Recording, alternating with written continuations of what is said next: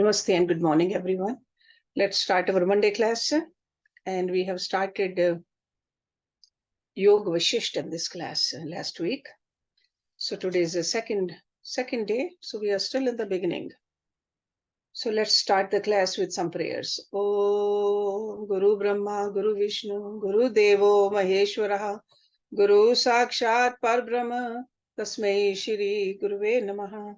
Om Bhuvaswaha.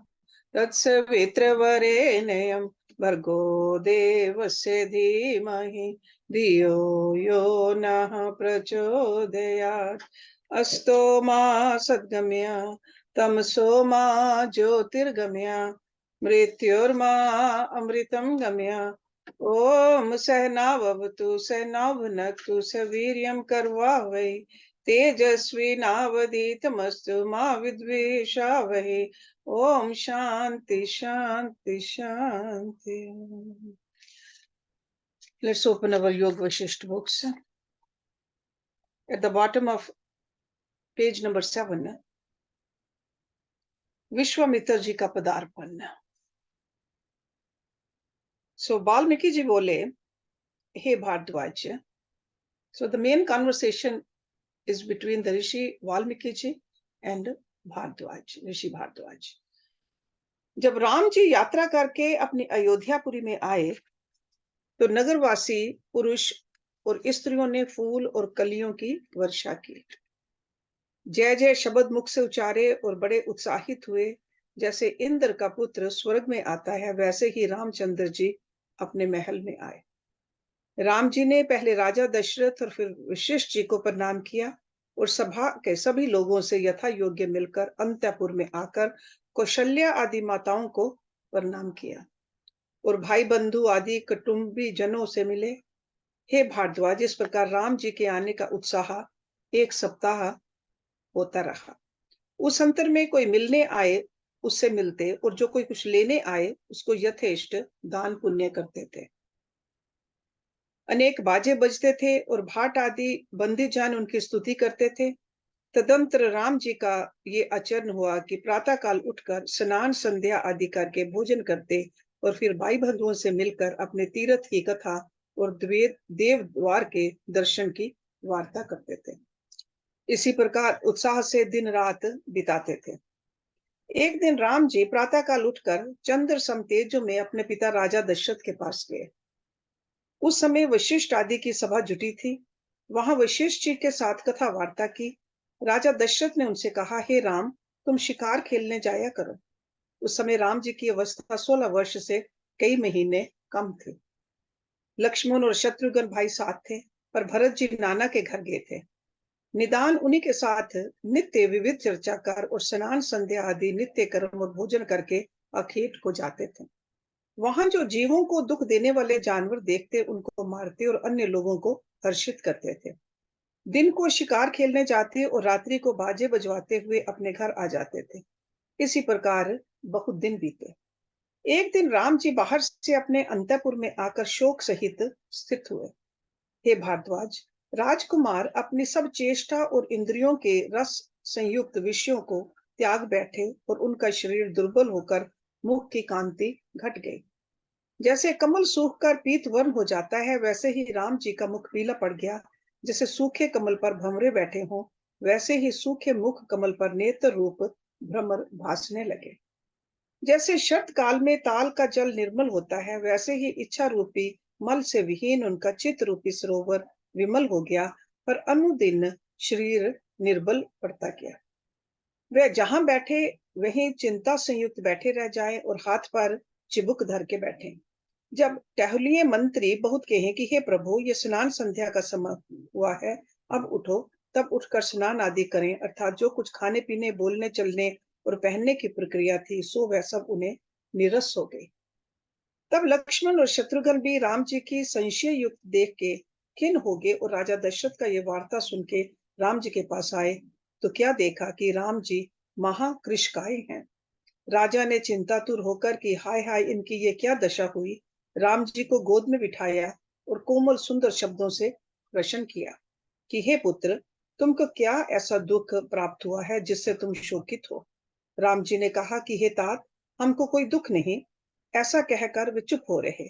जब इसी प्रकार कुछ दिन बीते तो राजा और सब स्त्रियां बड़ी शोकाकुल हुई। राजा राजमंत्रियों से मिलकर विचार करने लगे कि पुत्र का विवाह करना चाहिए, और ये भी विचार किया कि क्या कारण है जो मेरे पुत्र शोकमग्न रहते हैं। तब उन्होंने वशिष्ठ से पूछा कि हे मुनीश्वर, मेरे पुत्र शोकातुर क्यों रहते हैं। वशिष्ठ ने कहा, हे राजन, जैसे पृथ्वी, जल, तेज, वायु और आकाश महाभूत अल्प कार्य में विकारवान नहीं होते, जब विश्व उत्पन्न और लय होता है तब विकारवान होते हैं, वैसे ही महापुरुष भी अल्प कार्य से विकारवान नहीं होते। हे राजन, तुम शोक ना करो। राम जी किसी अर्थ के निमित्त शोक नहीं करते, इनको सुख ही मिलेगा। इतना कहकर वाल्मीकि जी बोले, हे भारद्वाज, ऐसे ही वशिष्ठ जी और राजा दशरथ विचार कर रहे थे कि उसी समय विश्वामित्र ने अपने यज्ञ राजा दशरथ के घर पर आकर द्वारपाल से कहा कि राजा दशरथ से कहो कि गाधी पुत्र विश्वामित्र बाहर खड़े हैं। द्वारपाल ने आकर राजा से कहा कि हे स्वामिन, एक बड़े तपस्वी द्वार पर खड़े हैं और उन्होंने कहा है कि राजा दशरथ के पास जाकर कहो कि विश्वामित्र आए हैं। हे भारद्वाज, जब इस प्रकार द्वारपाल ने आकर कहा तब राजा, जो मंडलेश्वरों सहित बैठे थे और बड़े तेजों में थे, सोरन के सिंहासन से उठ खड़े हुए और पैदल चले। राजा के एक और वशिष्ठ जी और दूसरी और वामदेव जी और सुभट की तरह मंडलेश्वर स्तुति करते चले, और जहां से विश्वामित्र दिखाई दिए वहां से ही प्रणाम करने लगे। पृथ्वी पर जहां राजा का शीश लगता था वहां पृथ्वी हीरे और मोती से सुंदर हो जाती थी। इसी प्रकार शीश नवाते नवाते राजा चले। विश्वामित्र जी कंधे पर बड़ी बड़ी जटा धारण किए और अग्निवत प्रकाशमान परम शांत स्वरूप हाथ में बांस की तंद्री लिए हुए थे। उनके चरण कमलों पर राजा इस भांति गिरे जैसे सूर्य पदा शिव जी के चरणारविंद में गिरे थे, तो कहा, हे प्रभु, मेरे बड़े भाग्य हैं जो आपने दर्शन दिया। आज मुझे ऐसा आनंद हुआ जो आदि अंतर मध्य से रहित है। हे भगवान, आज मेरे भाग्य उदित हुए और मैं भी धर्मात्माओं में गिना जाऊंगा, क्योंकि आप मेरे कुशल निमित्त पधारे हैं। हे भगवान, आपने बड़ी कृपा की जो दर्शन दिया। आप सबसे उत्कृष्ट प्रतीत होते हैं, क्योंकि आप में दो गुण हैं। एक तो ये कि आप क्षत्रिय हैं, पर ब्राह्मण का स्वभाव आप में है, और दूसरे ये कि शुभ गुणों से भरपूर हैं। हे मुनीश्वर, ऐसे किसी के समर्थ नहीं कि क्षत्रिय से ब्राह्मण हो। आपके दर्शन से मुझे अति लाभ हुआ। फिर वशिष्ठ जी विश्वामित्र जी को कंठ लगा के मिले और मंडलेश्वरों ने प्रणाम किया। तदंतर राजा दशरथ विश्वामित्र जी को भीतर ले गए और सुंदर सिंहासन पर बैठाकर यथेष्ट पूजा की और अर्घ पाद्य अर्चन करके प्रदर्शना की। फिर वशिष्ठ जी ने भी विश्वामित्र जी का पूजन किया और विश्वामित्र जी ने उनका पूजन किया। इसी प्रकार अन्य अन्य पूजन कर यथा योग्य अपने अपने आसनों पर बैठे। तब राजा दशरथ बोले, हे भगवान, हमारे बड़े भाग्य हुए जो आपका दर्शन हुआ। जैसे किसी को अमृत प्राप्त हो या किसी का मरा हुआ बांधव विमान पर चढ़कर आकाश से आ जाए और उसके मिलने से आनंद हो, वैसा मुझे प्राप्त हुआ है। हे मुनीश्वर, जिस हेतु आप पधारे हैं वे कृपा करके कहिए और अपना वह अर्थ पूर्ण हुआ जानिए। ऐसा कोई पदार्थ मेरे पास नहीं है जो आपको अदेय हो। मेरे यहाँ सब संपदा भरी पड़ी है। नेक्स्ट पार्ट इज राक्षसों से त्राण हेतु विश्वामित्र का राम को साथ भेजने का आग्रह। वाल्मीकि जी बोले, हे भारद्वाज, राजा के ऐसा कहने पर मुनि प्रवर विश्वामित्र जी ऐसे प्रसन्न हुए जैसे चंद्रमा को देखकर कशीर सागर उमड़ता है। उनके रोम खड़े हो गए और वे कहने लगे, हे महाराज, तुम धन्य हो, ऐसे तुम क्यों ना कहो।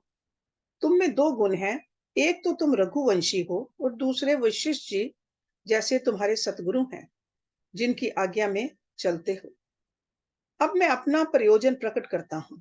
मैंने दशगात्र यज्ञ का आरंभ किया है। जब यज्ञ करने लगता हूं तब खर और दूषण निशाचर आकर यज्ञ विध्वंस कर जाते हैं और मांस, हाड़ और रुधिर डाल जाते हैं, जिससे वह स्थान यज्ञ करने योग्य नहीं रहता। और जब मैं और कहीं जाता हूं तो वहां भी वे उसी प्रकार अपवित्र कर जाते हैं। इसलिए उनका नाश करने के लिए मैं तुम्हारे पास आया हूं। कदाचित ये कहें कि तुम भी तो समर्थ हो, तो हे राजन, मैंने जिस यज्ञ का आरंभ किया है उसका अंग क्षमा है। जो मैं उनको शाप दूं तो वे भस्म हो जाएं, पर शाप क्रोध बिना नहीं होता।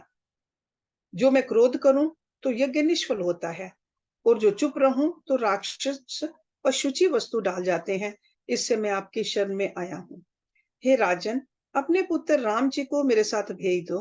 वे राक्षसों को मारें और मेरे यज्ञ की रक्षा करें। ये चिंता तुम ना करना कि मेरा पुत्र अभी बालक है। राम तो इंद्र के समान शूरवीर हैं। जैसे सिंह के सन्मुख मृग शावक नहीं ठहर सकता, वैसे ही इनके सन्मुख राक्षस ना ठहर सकेंगे। इनको मेरे साथ भेजने से तुम्हारा यश और धर्म दोनों रहेंगे, और मेरा काम बन जाएगा। हे राजन, ऐसा कार्य त्रिलोकी में कोई नहीं जो राम न कर सके। इसलिए मैं तुम्हारे पुत्र को लिए जाता हूँ। ये मेरे पास रक्षित रहेंगे और कोई विघ्न न होने दूंगा। जैसे तुम्हारे पुत्र हैं, मैं और वशिष्ठ जी जानते हैं, और ज्ञानवान भी जो त्रिकालदर्शी हैं जानेंगे, और किसी की समर्थ नहीं जो इनको जाने। हे राजन, सो समय जो कार्य होता है वह अल्प परिश्रम से सिद्ध होता है, और समय बिना बहुत परिश्रम करने से भी नहीं होता। खर और दूषण प्रबल दैत्य हैं, मेरे यज्ञ को खंडित करते हैं। जब राम जी जाएंगे तब वे भाग जाएंगे, इनके आगे खड़े न रह सकेंगे। जैसे सूर्य के तेज से तारागण का प्रकाश क्षीण हो जाता है, वैसे ही राम जी के दर्शन से वे स्थित न रहेंगे। इतना कहकर वाल्मीकि जी बोले, हे भारद्वाज, जब विश्वामित्र ने ऐसा कहा तब राजा दशरथ चुप होकर गिर पड़े और एक मुहूर्त पर्यंत पड़े रहे। नेक्स्ट पार्ट इज दशरथ की चिंता। वाल्मीकि जी बोले, हे भारद्वाज, एक मुहूर्त उपरांत राजा उठे और अधीर होकर बोले, हे मुनीश्वर, आपने क्या कहा? राम तो अभी कुमार हैं। अभी तो उन्होंने शस्त्र और अस्त्र विद्या नहीं सीखी, बल्कि पुष्पशैया पर शयन करने वाले, अंतःपुर में स्त्रियों के पास बैठने वाले और बालकों के साथ खेलने वाले हैं। उन्होंने कभी भी रणभूमि नहीं देखी और न भ्रिकुटी चढ़ाकर कभी युद्ध ही किया। वे दैत्यों से युद्ध कैसे करेंगे? कभी पत्थर और कमल का भी युद्ध हुआ है? हे मुनीश्वर, मैं तो बहुत वर्षों का हुआ हूँ। इस वृद्धावस्था में मेरे घर में 4 पुत्र हुए हैं। उन चारों में राम जी अभी 16 वर्ष के हुए हैं, और मेरे प्राण हैं। उनके बिना मैं एक क्षण भी नहीं रह सकता। जो आप उनको ले जाएंगे तो मेरे प्राण निकल जाएंगे। हे मुनीश्वर, केवल मुझे ही उनका इतना स्नेह नहीं, वरन लक्ष्मण, शत्रुघ्न, भरत और माताओं के भी वे प्राण हैं। जो आप उनको ले जाएंगे तो सब ही मर जाएंगे। तो आप हमको राम जी के वियोग से मारने आए हों तो ले जाइए। हे मुनीश्वर, मेरे चित्त में तो राम जी निवसित हैं। उनको मैं आपके साथ कैसे कर दूं? मैं तो उनको देखकर प्रसन्न होता हूँ। राम के वियोग से मेरे प्राण कदापि ना बचेंगे। हे मुनीश्वर, ऐसी प्रीति मुझे स्त्री, धन और पदार्थों की नहीं, जैसी राम की है। मैं आपके वचन सुनकर अति शोकित हुआ हूँ। मेरे बड़े अभाग्य उदित हुए जो आप इस निमित्त आए। मैं राम को कदापित नहीं दे सकता। जो आप कहिए तो मैं एक अक्षौनी सेना, जो अति शूरवीर और शस्त्र अस्त्र विद्या संपन्न है, साथ लेकर चलूं और उनको मारूं। पर जो कुबेर का भाई और विश्वा का पुत्र रावण हो, तो उससे मैं युद्ध नहीं कर सकता। पहले मैं बड़ा पराक्रमी था। ऐसा कोई त्रिलोकी में ना था जो मेरा सामना करता। पर अब वृद्धावस्था में देह जर्जर हो गई है। हे मुनीश्वर, मेरे बड़े अभाग्य लेकर आप आए हैं। मैं तो रावण से कांपता हूँ, और केवल मैं ही नहीं, वरन इंद्र आदि देवता भी उससे कांपते और भय पाते हैं। किसकी समर्थ है जो उससे युद्ध करे? इस काल में वह बड़ा शूरवीर है। जो मेरी ही उसके साथ युद्ध करने की समर्थ नहीं, तो राजकुमार राम की क्या समर्थ है जो उससे युद्ध करे? जिन राम जी को आप लेने आए हैं वे तो रोगी पड़े हैं। उनको ऐसी चिंता लगी है जिससे महाकृष हो गए हैं, और अंतःपुर में अकेले बैठे रहते हैं। खाना पानी इत्यादि जो राजकुमारों की चेष्टाएं हैं वह भी सब उनको भूल गई हैं, और मैं नहीं जानता कि उनको क्या दुख हुआ। पीले कमल जैसा उनका मुख हो गया है। उनकी युद्ध की समर्थ कहाँ है? उन्होंने तो अपने स्थान से बाहर की पृथ्वी भी नहीं देखी है। हमारे प्राण वही हैं। उनके वियोग में हम नहीं जा सकते। नेक्स्ट पार्ट इज राम की स्थिति का वर्णन और विश्वामित्र का आश्वासन। वाल्मीकि जी बोले कि जब इस प्रकार दशरथ जी ने महादीन और अधीर होकर कहा, तो विश्वामित्र जी क्रोध करके कहने लगे कि हे राजन, तुम अपने धर्म को स्मरण करो। तुमने कहा था कि तुम्हारा अर्थ सिद्ध करूंगा, पर अब तुम अपने धर्म को त्यागते हो। जो तुम सिंहों के समान होकर मृगों की तरह भागते हो, तो भागो, पर तुम्हारे रघुवंश में पहले ऐसा कोई नहीं हुआ जिसने वचन पालन ना किया हो। जो तुम करते हो करो, हम चले जाएंगे। परंतु ये तुमको शोभा नहीं देता, क्योंकि शून्य गृह से शून्य ही होकर जाता है। तुम बसते रहो और राज्य करते रहो, जैसा कुछ होगा हम समझ लेंगे। इतना कहकर वाल्मीकि जी बोले कि जब इस प्रकार विश्वामित्र जी को क्रोध उत्पन्न हुआ, तो 50 कोटि योजन तक पृथ्वी कांपने लगी और इंद्र आदि देवता भयभीत हुए कि ये क्या हुआ। तब वशिष्ठ जी बोले, हे राजन, इक्ष्वाकु कुल में सब परमार्थी हुए हैं और तुम अपना धर्म क्यों त्यागते हो? मेरे सामने तुमने विश्वामित्र जी से कहा है कि तुम्हारा अर्थ पूरा करूंगा, पर अब क्यों दूर भागते हो? राम को तुम इनके साथ कर दो, ये तुम्हारे पुत्र की रक्षा करेंगे। इनके सामने किसी का बल नहीं चलता, ये साक्षात काल की मूर्ति है। तपस्वी भी इनके समान दूसरा नहीं है, और शस्त्र अस्त्र विद्या भी इनके सदृश कोई नहीं जानता, क्योंकि दक्ष प्रजापति ने अपनी दो पुत्रियां, जिनका नाम जया और सुभगा था, विश्वामित्र जी को दी थी, जिन्होंने 5-5 सौ पुत्र दैत्यों को मारने के लिए जन्मे। वे दोनों इनके सन्मुख मूर्ति धारण करके स्थित होती हैं। इससे इनको कौन जीत सकता है? जिसके साथी विश्वामित्र जी हों, उसको किसी का भय नहीं। आप इनके साथ अपना पुत्र निसंशय होकर भेज दो। किसी की समर्थ्य नहीं कि इनके होते तुम्हारे पुत्र का बाल बांका कर सके। जैसे सूर्य के उदय से अंधकार नहीं रह जाता है, वैसे ही इनकी दृष्टि से दुख का अभाव हो जाता है। हे राजन, इनके साथ तुम्हारे पुत्र को कोई खेद ना होगा। तुम इक्ष्वाकु के कुल में उत्पन्न हुए हो और दशरथ तुम्हारा नाम है। जो तुम्हें अपने धर्म में स्थित न रहे, तो और जीवों से धर्म का पालन कैसे होगा? जो कुछ श्रेष्ठ पुरुष चेष्टा करते हैं, उसके अनुसार और लोग बरतते हैं। जो तुम अपने वचनों का पालन ना करोगे, तो और कौन करेगा? तुम्हारे कुल में अपने वचन से कोई नहीं हटा। इससे अपने धर्म का त्यागना योग्य नहीं। तुम दैत्यों के भय से व्यर्थ चिंतित हो। कदाचित मूर्तिधारी काल आकर स्थित हो, तो भी विश्वामित्र के होते तुम्हारे पुत्र को कुछ भय ना होगा। तुम शोक मत करो और अपने पुत्र को इनके साथ जाने दो। जो तुम अपना पुत्र ना दोगे, तो तुम्हारा दो प्रकार का धर्म नष्ट होगा। एक धर्म यह है कि कूप, बावली और ताल जो बनवाए हैं, उनका पुण्य नष्ट हो जाएगा। दूसरे ये कि तप, व्रत, यज्ञ, दान, स्नान आदि क्रिया का फल भी नष्ट होकर तुम्हारा गृह अर्थहीन हो जाएगा। इससे मोह और शोक को छोड़ और धर्म को स्मरण करके राम को इनके साथ कर दो। तुम्हारे सब कार्य सफल होंगे। हे राजन, इस प्रकार जो तुम्हें करना था, तो प्रथम ही विचार कर कहते, क्योंकि विचार किए बिना काम करने का परिणाम दुख होता है।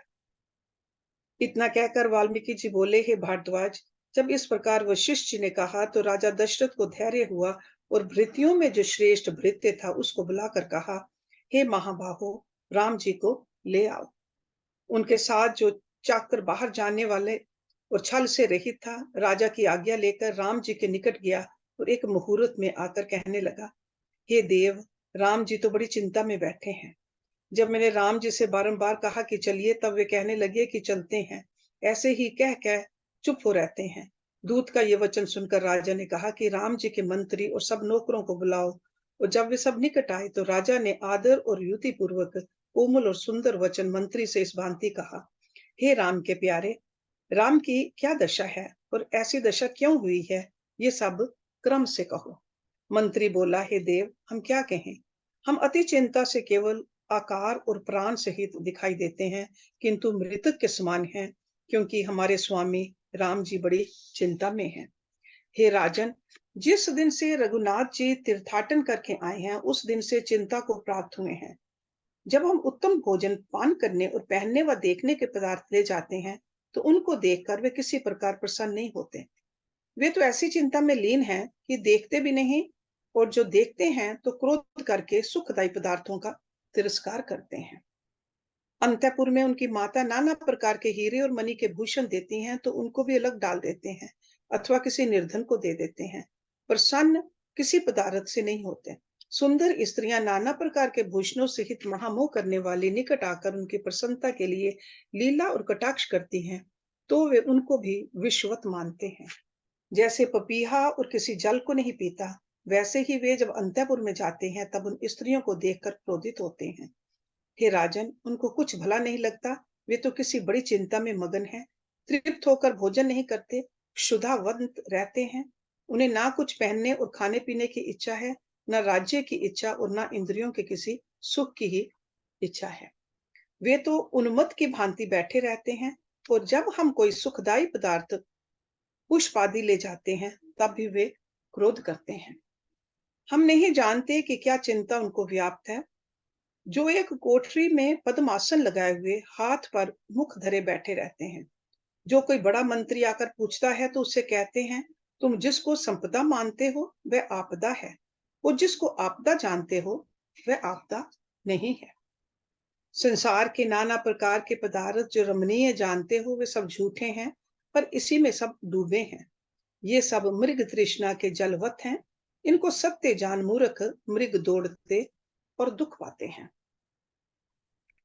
हे राजन, वे कदाचित बोलते हैं तो ऐसे बोलते हैं और उनको कुछ भी सुखदाई नहीं रह गया। जो हम हंसी की वार्ता करते हैं तो वे हंसते भी नहीं। जिस पदार्थ को प्रीति युक्त लेते थे उस पदार्थ को भी अब छोड़ देते हैं, और अनुदिन दुर्बल होते जाते हैं। जैसे मेघ की बूंद से पर्वत चलायमान नहीं होते, वैसे ही वे भी चलायमान नहीं होते। और जो बोलते हैं तो ऐसा कहते हैं कि ना राज्य सत्य है, ना भोग सत्य है, और ना यह संसार सत्य है, ना भ्राता सत्य है, ना मित्र सत्य है। मिथ्या पदार्थों के निमित्त मूर्ख यत्न करते हैं। जिनको सब सत्य और सुखदायक जानते हैं वे बंधन के कारण हैं। जो कोई राजा अथवा पंडित राम जी के पास जाता है तो उसको देखकर कहते हैं, ये पशु हैं, आशा रूपनी फांसी से बंधे हुए हैं। हे राजन, जो कुछ सुखद पदार्थ हैं उनको देखकर उनका चित्त प्रसन्न नहीं होता, बल्कि वे रुष्ट होते हैं। जैसे पपीहा मारवाड़ में जाए तो मेघों की बूंदों को नहीं देखता और दुखी होता है, वैसे ही राम जी विषयों से खिन्न होते हैं। इससे हम जानते हैं कि उनको परम पद पाने की इच्छा है, परंतु कभी भी उनके मुख से ये नहीं सुना। त्याग का भी अभिमान उन्हें कदाचित नहीं है, क्योंकि कभी गाते हैं और बोलते हैं तो कहते हैं, हाय मैं अनाथ मारा गया। अरे मूर्खो, तुम भव सागर में क्यों डूबते हो? यह संसार अनर्थ का कारण है, इसमें सुख कदापि नहीं है। इससे छूटने का यत्न करो। वे किसी के साथ बोलते नहीं और ना हंसते हैं, किसी गहन चिंता में डूबे हैं। वे किसी पदार्थ से विस्मित नहीं होते। जो कोई कहे कि आकाश में बाग लगा है और उसमें फूल फूले हैं, लो मैं ले आया, तो उसको सुनकर भी वे उत्कंठित नहीं होते, सब भ्रम मान मात्र समझते हैं। उनको ना किसी पदार्थ से हर्ष होता है, ना किसी से रोष। वे किसी बड़ी चिंता में मगन हैं, पर उस चिंता के निवारण की किसी में समर्थ नहीं पाते। हे राजन, हमको ये चिंता लग रही है कि राम जी को खाने पहनने बोलने और देखने की इच्छा नहीं रही, और ना किसी कर्म की उनकी इच्छा है। ऐसा ना हो कि वे कहीं मृतक हो जाएं। जो कोई कहता है कि तुम चक्रवर्ती राजा हो, तुम्हारी बड़ी आयु हो और बड़ा सुख पाओ, तो उसके वचन सुनकर कठोर बोलते हैं। हे राजन, केवल राम जी को ही ऐसी चिंता नहीं, वरन लक्ष्मण और शत्रुघ्न को भी ऐसी ही चिंता लग रही है।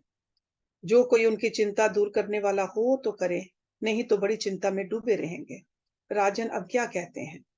आपके पुत्र सबसे विरक्त हो, एक वस्त्र ओढ़े बैठे हैं। इससे अब आप वही उपाय करिए जिससे उनकी चिंता दूर हो। इतना सुनकर विश्वामित्र जी बोले, हे साधो, यदि राम जी ऐसे हैं तो हमारे पास लाओ, हम उनका दुख दूर करेंगे। हे राजन दशरथ, तुम धन्य हो जिनका पुत्र विवेक और वैराग्य को प्राप्त हुआ है। हम तुम्हारे पुत्र को परम पद प्राप्त कराएंगे और अभी उनके सब दुख मिट जाएंगे। हम और वशिष्ठ आदि एक युक्ति से उपदेश करेंगे, जिससे उनको आत्म पद की प्राप्ति होगी। तब वह दशा तुम्हारे पुत्र की होगी कि वह लोष्ट पत्थर और स्वर्ण को एक समान जानेंगे। जो क्षत्रियों का प्राकृत आचार है वह उसे करेंगे और हृदय से उदासीन रहेंगे। इससे तुम्हारा कुल कृतार्थ होगा। तुम राम जी को शीघ्र बुलाओ। इतना कहकर वाल्मीकि जी बोले, हे भारद्वाज, मुनीन्द्र के ऐसे वचन सुनकर राजा दशरथ ने मंत्री और नौकरों से कहा कि राम, लक्ष्मण और शत्रुघ्न को साथ ले आओ। जब मंत्री और भृत्यों ने राम जी के पास जाकर कहा, तो राम जी आए और राजा दशरथ, वशिष्ठ जी और विश्वामित्र जी को देखा कि तीनों पर चमड़ ढुर रहे हैं और बड़े बड़े मंडलेश्वर बैठे हैं। सब ने राम जी को देखा कि उनका शरीर कृश हो रहा है। जैसे महादेव जी स्वामी कार्तिक को आते देख, वैसे ही राजा दशरथ ने राम जी को आते देखा। राम ने वहां आकर राजा दशरथ जी के चरण पर मस्तक रखकर प्रणाम किया और वैसे ही वशिष्ठ जी, विश्वामित्र और सभा में जो बड़े बड़े ब्राह्मण बैठे थे, उनको भी प्रणाम किया। जो बड़े बड़े मंडलेश्वर बैठे थे, उन्होंने उठकर राम जी को प्रणाम किया। राजा दशरथ ने राम जी को गोद में बिठाकर मस्तक चूमा और प्रेम पुलकित हो राम से कहा, हे पुत्र, केवल विरक्त होने से परम पद की प्राप्ति नहीं होती। गुरु वशिष्ठ जी के उपदेश की युक्ति से परम पद की प्राप्ति होगी। वशिष्ठ जी बोले, हे राम जी, तुम धन्य हो और बड़े शूर हो कि विषय रूपी शत्रु तुमने जीते हैं। विश्वामित्र बोले, हे कमल नयन राम, अपने अंतःकरण की चपलता को त्याग कर जो कोई तुम्हारा आशय हो स्पष्ट कहो कि तुमको मोह कैसे हुआ, किस कारण हुआ और कितना है, एवं आज अब जो कुछ चाहते हो वह भी कहो। हम तुमको उसी पद में प्राप्त करेंगे जिसमें कदाचित दुख ना हो। जैसे आकाश को चूहा नहीं काट सकता, वैसे ही तुमको कदाचित पीड़ा ना होगी। हे राम, हम तुम्हारे संपूर्ण दुख नष्ट करेंगे, तुम निश्चिंत रहो। जो कुछ तुम्हारा वृतांत हो वह हमसे कहो। इतना कहकर वाल्मीकि जी बोले, हे भारद्वाज, जैसे मेघ को देखकर मोर प्रसन्न होता है, वैसे ही विश्वामित्र जी के वचन सुनकर राम जी प्रसन्न हुए और अपने हृदय में निश्चय किया कि अब मुझको अभीष्ट पद की प्राप्ति हो जाएगी। राम का वैराग्य नेक्स्ट सेक्शन है। राम जी बोले, हे भगवान, जो वृतांत है वह आपके सन्मुख क्रम से कहता हूँ। मैं राजा दशरथ के घर में उत्पन्न होकर क्रम से बड़ा हुआ और चारों वेद पढ़कर ब्रह्मचर्य आदि व्रत धारण किए।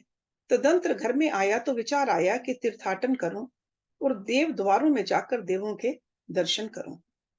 निदान में पिता की आज्ञा लेकर तीर्थों में गया और गंगा आदि संपूर्ण तीर्थों में स्नान और शालग्राम और केदार आदि ठाकुरों के विधि युक्त दर्शन करके यहाँ लौट आया। फिर उत्साह हुआ, तब यह विचार आया कि प्रातः काल उठकर स्नान संध्या आदि कर्म करके ही भोजन करूं। जब इस प्रकार कुछ दिन बीते, तब मेरे एक विचार उत्पन्न हुआ जो मेरे हृदय को खींच ले गया।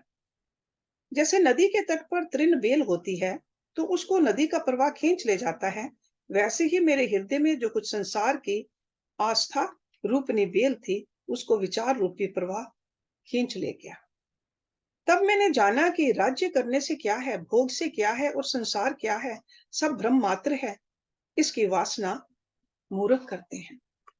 ये स्थावर जंगम जगत सब असत है। हे मुनीश्वर, जितने कुछ पदार्थ हैं वे सब मन से उत्पन्न होते हैं और मन ही ब्रह्म मात्र पात्र है। अनहोता मन दुखदाई हुआ है।